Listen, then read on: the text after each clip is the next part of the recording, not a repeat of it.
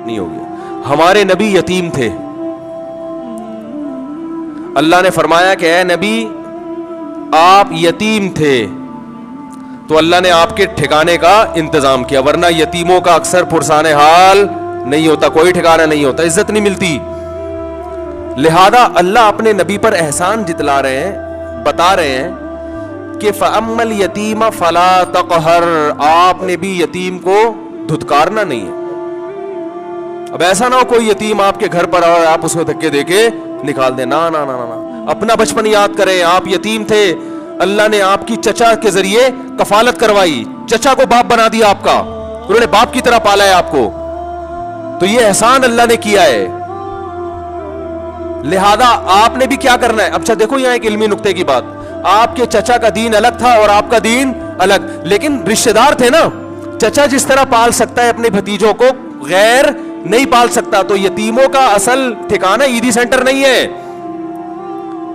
وہاں ان کو روٹی پانی ملے گی, وہ عزت محبت نہیں ملے گی. یتیموں کا اصل ٹھکانہ یہ ہے کہ باپ مر گیا تو کون پالے, چچا پالے اس کو.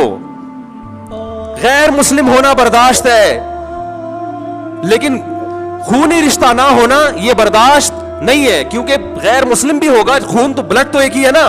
وہ جس محبت سے پالے گا کوئی دوسرا مسلمان ہو کے نہیں پال سکتا اس کو.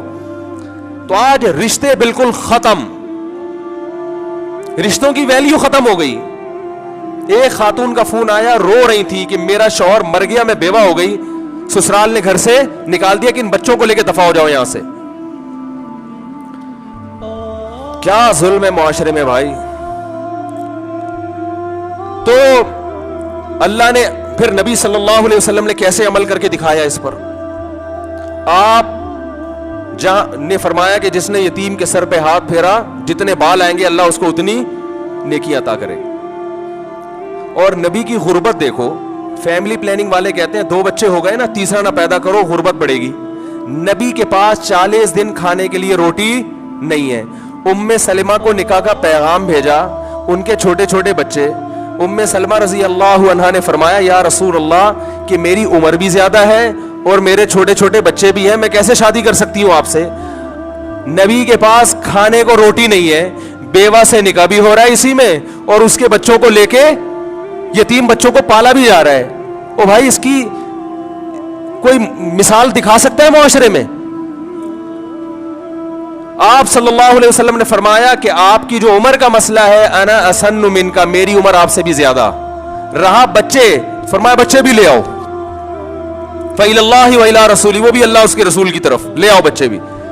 40 دن کھانے کو روٹی نہیں ہے, 40 دن چولہا نہیں جلتا, پھر بھی بیوہ سے بھی نکاح ہو رہا ہے اور بچوں کو پالا بھی جا رہا ہے کہ بھئی اسی بھوک میں جہاں روکھی سوکھی ہمیں مل جاتی ہے تو بچوں کو بھی وہی کھلا دیں گے.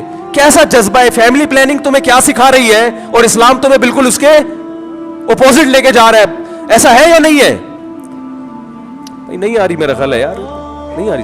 فیملی پلاننگ کی جذبہ بالکل اس کے اپوزٹ ہے. اپنا بھی پیدا نہ کرو اور غریب ہو جاؤ گے. اسلام کہہ رہے ہیں کچھ بھی نہیں ہے پھر بھی یتیم کی کفالت کر لو. جہاں اللہ کچھ نہ ہو کے بھی زندہ تو ہونا, اس کا مطلب کچھ نہ کچھ تو مل ہی جاتا ہے, تو اللہ ان کو بھی زندہ رکھے گا, کچھ نہ کچھ انتظام ان کے لیے بھی کر دے گا.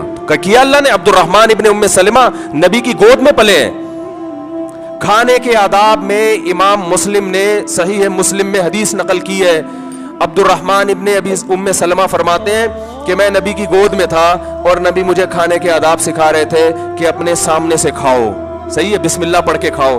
اس حدیث کو کھانے کے آداب میں تو پیش کیا جاتا ہے اور کہا جاتا ہے جب کھانا سامنے آئے تو اپنی طرف سے کھانا, اپنی جانب سے کھانا, اور بسم اللہ پڑھ کے کھانا سنت ہے.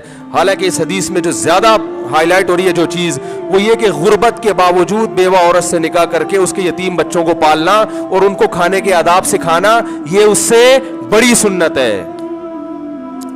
بہت مشکل ہے بھائی ایسی چیزیں مارکیٹ سے شارٹ.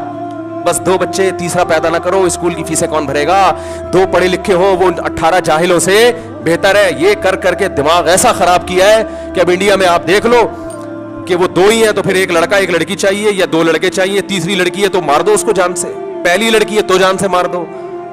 اور بیوہ کے بچے لے کے کون پالے گا بھائی؟ اپنے جب تیسرا ناجائز ہے تو کسی اور کا ٹینشن سر پہ ڈالنا وہ تو اور بڑا ناجائز ہو گیا نا. یہ سوچ اسلام کی سوچ اسلام ہے کہ اکثر من عیالک، حضرت عمر فرماتے ہیں عیال بڑھاؤ، فَإِنَّكُمْ لَا تَدْرُونَ بِمَنْ تُرْزَقُونَ، تمہیں پتہ نہیں اللہ تمہیں کس کی وجہ سے رزق دے گا. بڑھاؤ عیال، اولاد بھی پیدا کرو، ادھر یتیم بچوں کو بھی پالو، خرچ کرو، اللہ تمہیں برکت اسی وجہ سے دے گا. اِنَّكُمْ تُرْزَقُونَ بِضُعَفَائِكُمْ، نبی صلی اللہ علیہ وسلم نے فرمایا تمہیں تمہارے کمزوروں کی وجہ سے رزق دیا جاتا ہے. کیونکہ اللہ قاسم ہے، تقسیم کرتا ہے. اللہ کی عادت نہیں ہے کہ ہر ایک کو دے، بلکہ اللہ کی عادت ہے کسی کے ذریعے کسی کو کھلاتا ہے.